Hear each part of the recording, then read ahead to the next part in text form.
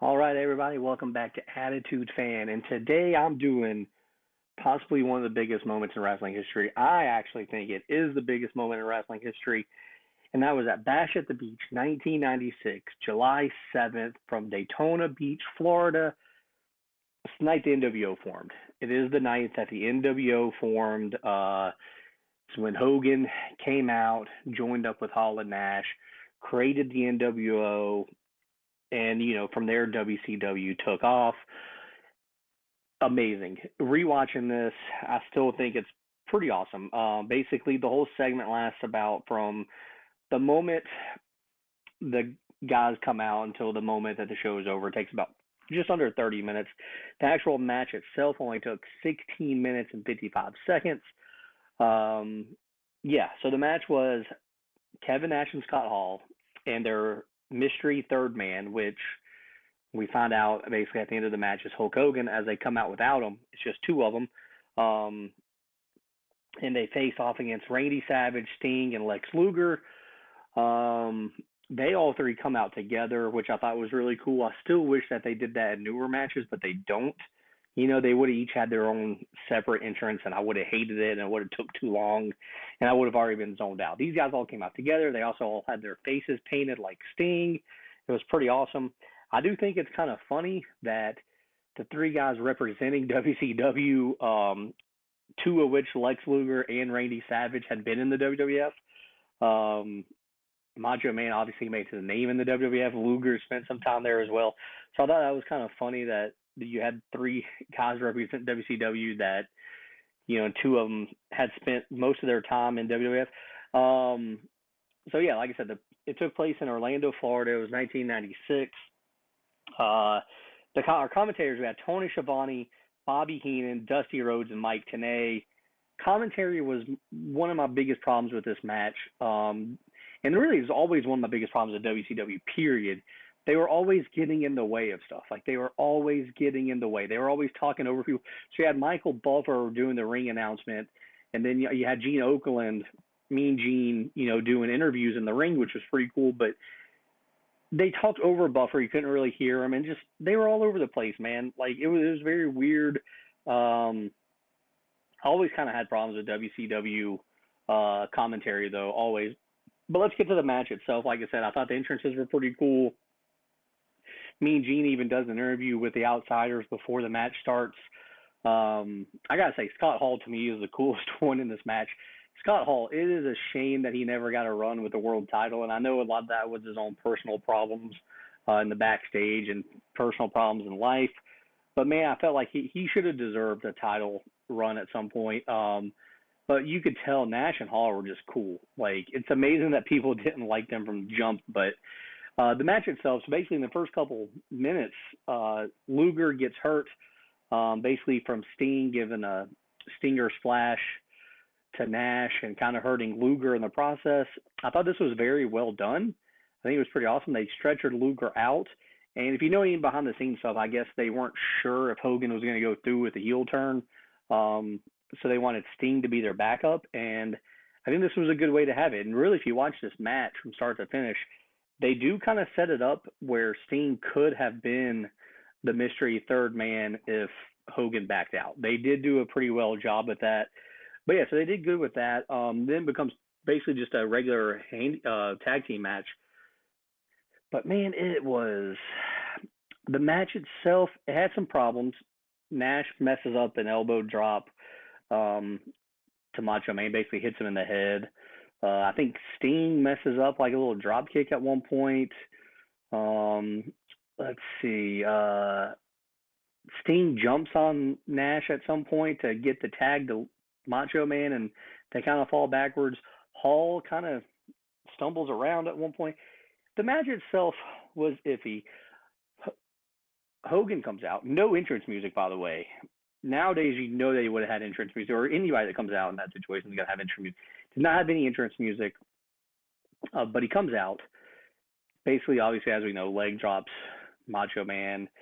I'm a little upset that we didn't get an actual winner to the match. So the match never actually win. They never actually win the match, because Hogan throws the referee out of the ring. So we never actually got a winner. I think that was a little upsetting, but yeah, the match itself was, I don't know, it wasn't great. It wasn't bad. It wasn't great. Obviously, this was the main event of the show. I mean, obviously, but it wasn't. I don't know. It was so. You're just kind of waiting for the third man. You're kind of okay. These are all big stars, which helped. That definitely helped. But this match was just kind of so. Like, was it good? Sure. Was it great? Not really. Hogan comes out, like I said, basically gets the win. Then Mean Gene comes in. They do an interview. Fans throw trash all up in the ring, which was awesome. Hogan cuts a promo, and I don't think this promo actually gets enough credit. Like, I don't hear enough people talk about this promo. I actually think this was a great promo, in my opinion. I think it was a great promo by Hogan, and it was a great way to end the show. You had the ring full of trash. Hogan basically just he went right into being a heel. Like, there was no holding back. There was no let's do this tomorrow night. Let's have you talk later on. No, he went right into it. I thought it was awesome. I thought he did a great job. There's a reason why Hogan, many people consider to be the greatest ever. I think he's on the Mount Rushmore for sure. I don't think he is the greatest, but I think he's definitely on the Mount Rushmore. Like I said, I think Hall and Nash were great as well. And it's funny too because at some point, all three of the other guys joined the NWO. Macho Man joins them very soon. Luger ends up joining them a little later on. Sting obviously ends up joining the Wolfpack towards the end. Of course, I think everybody that ever signed with WCW starting in like 1997, I feel like probably joined the NWO at some point. But yeah, this was a very good segment. It was a very, like I said, the match itself was so, but the whole segment was great. This was a great way to end the pay-per-view. It's funny because you didn't get an actual winner, but I don't think anybody actually cared. Maybe that's just me nitpicking a little bit. Let's talk about the rest of the show because nobody ever talks about Bash at the Beach 96. They just talk about the NWO. Basically, we had the one dark match. Jim Powers defeated Hugh Morris. Okay, decent dark match. Get to the main show. You started off with a tag team match for the world titles.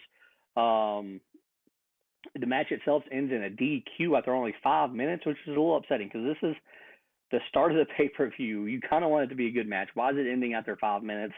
The champions is Harlem Heat, Booker T, and Stevie Ray, who come out with Sister Sherry and Colonel Robert Parker. They face the Steiner brothers, Rick and Stott. So the Steiners win by DQ. What a letdown. Honestly, like, what a letdown. I think that could have been a great match. I think that's two of the best tag teams in WCW history. I think the Steiners are one of the best tag teams, period. But it's kind of weird that you just end the first match after 5 minutes by DQ. Then you would think that you would have another great match. No. You do Bobby Walker defeats Billy Kidman in 2 minutes. Okay. Now we go to another 2-minute match. This time it's a tag team match. The Rock and Roll Express, Ricky Morton and Robert Gibson defeated Fire and Ice, Scott Norton, and Ice Train. Okay, so far we kind of got 3 bad matches here to start the show. Now you get a decent match here. This is a decent matchup. You're like, this could be a good match. It's 3 minutes. Eddie Guerrero defeats Lord Steven Regal. You only give them 3 minutes? Like, come on, man. Okay, now we have the best match. This is probably the best match on the card. Rey Mysterio Jr. defeats Psychosis in 15 minutes. You know that's a banger. I'm going to have to find that one. I'm going to have to watch it. You know that's just going to be a great match right there. Rey Mysterio and Psychosis, two of the best cruiserweights in WCW history. After that, you have an 8-minute match. It's a Carson City Silver Dollar match. John Tenta defeated Big Bubba, who came out with Jimmy Hart. I had to go back and figure out what a Silver Dollar match is, but I don't know. This was probably somewhat of an exciting match. You have a 5-minute match, a Tate's Fist match between DDP and DDP beats Jim Duggan. So we have 2 gimmick matches in a row, and actually that will continue because we have another gimmick match next. I mean, DDP, this was kind of, when he was beginning to get a little popular. Obviously, we know he becomes one of the most popular guys in WCW. The 9th match on the card. This card actually has a lot of matches, but I don't think a pay-per-view, you don't need that many matches. Like, some of these matches need to take a little bit longer. But you have an 11-minute match. It's a double dog collar match. The Nasty Boys defeated Public Enemy.